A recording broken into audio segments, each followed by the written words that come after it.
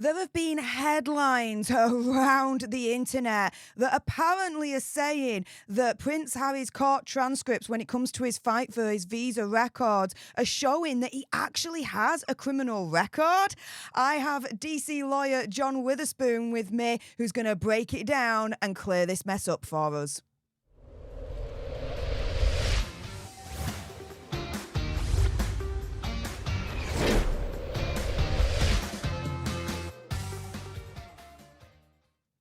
Hey up everyone, it's me, Stef, the Alternerd, your nerdy alternative, and welcome to another dose of the Daily Nerd, where I break down the royal news and gossip of the day that's pretty much caught me eye. And oh my goodness, guys, you loved him a couple of weeks back when he appeared on the channel, so of course I had to bring the great DC lawyer John Witherspoon back for some more commentary. This time, Prince Harry's court transcript, the fight for his visa records, have been released. Thanks to John, we have the full transcript at our disposal, and we'll be going through it in quite a few videos, so make sure you subscribe because we've got more that we're going to be breaking down. But yeah, John, one of the main highlights from this transcript is that it's showing, apparently, that Hazza has a criminal record. And so we're actually going to clear this up, because here we've got them referencing this Muchnick versus DHS case. And saying in that case, the subject of the records was an intimately nasty person. Again, we've got to be careful, YouTube human review and all that, who had been credibly accused.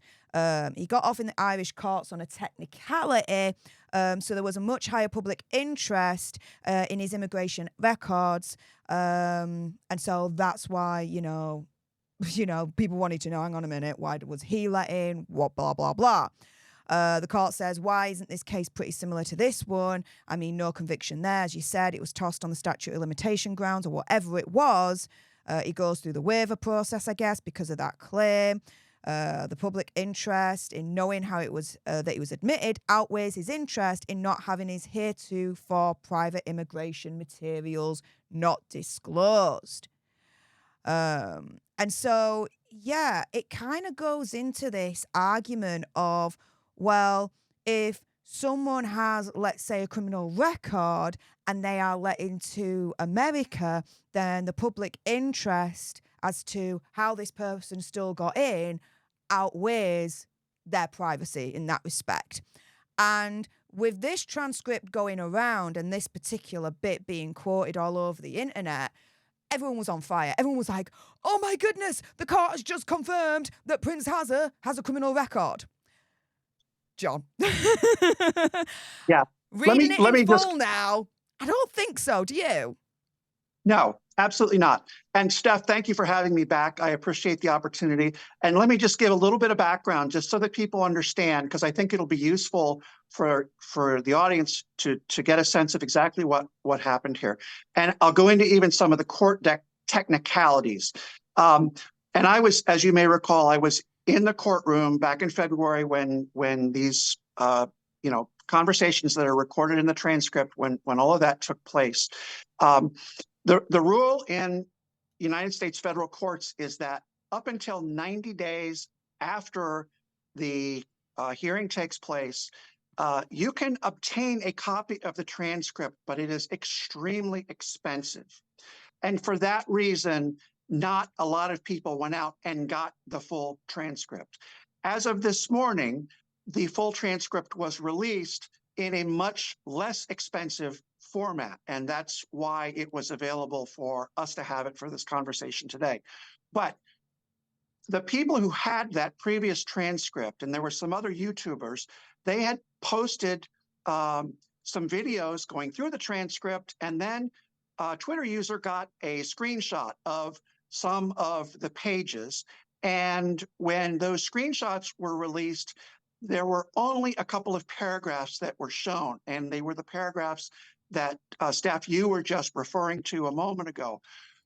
The business about the Muchnick case and this Irish individual who apparently had been accused of some crimes, some very unpleasant crimes in Ireland, and then came into the United States. That was used as a basis of comparison for that individual's privacy interest to be compared and contrasted with Prince Harry's privacy interest in his immigration records and in his visa applications and so forth. There was no allegation whatsoever that there were similarities in the behavior of this Irish individual who I believe was a Olympic swimming coach or something. There were no accusations at all that this individual behaved in any way that was similar to any way that Prince Harry had ever behaved. So I think it's really important for people to understand, because there's been some confusion about that, and it's been discussed in some other videos that, oh my gosh, there's this dirty laundry which has just appeared within the last 24 hours. And that is absolutely not the case. And I mean, this is the thing, John. I mean, the way that I read it was essentially they were using the Muchnick case as a sense of, well, okay, hypothetically, if Prince Hazard did have a criminal record, then looking at a comparative case in that kind of scenario, this is what happened here. Because there is a chance he does have a criminal record. We don't know for certain. You know, correct. It's heavily rumoured, right? But on the off chance he does, then they're using this case as an argument of, well, this is what happened in this case, so this is how Hazard needs to be treated because it set a precedent kind of situation, right? That's correct. And then also there's the whole privacy angle of it as well, okay?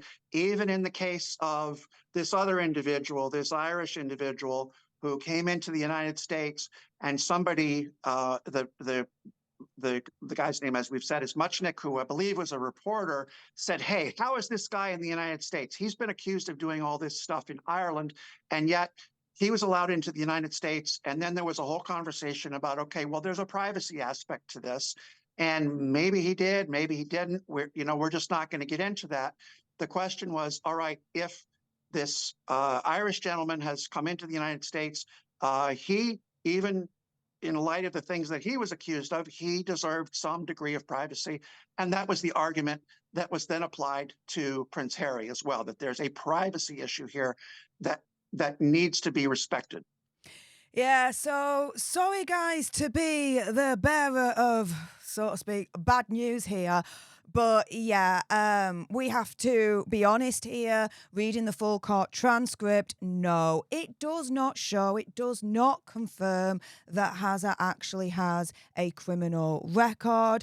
I would like to thank John for joining me on this video so we can absolutely debunk that. Please stay tuned for the next video, because we're going to go through another part of the court transcript showing, did the judge actually accuse Hazard of lying on the visa application? Oh, guys, it is getting more spicier. If you haven't done so already, please make sure you subscribe, like, share, comment, all of that good stuff. Stay tuned until the next one.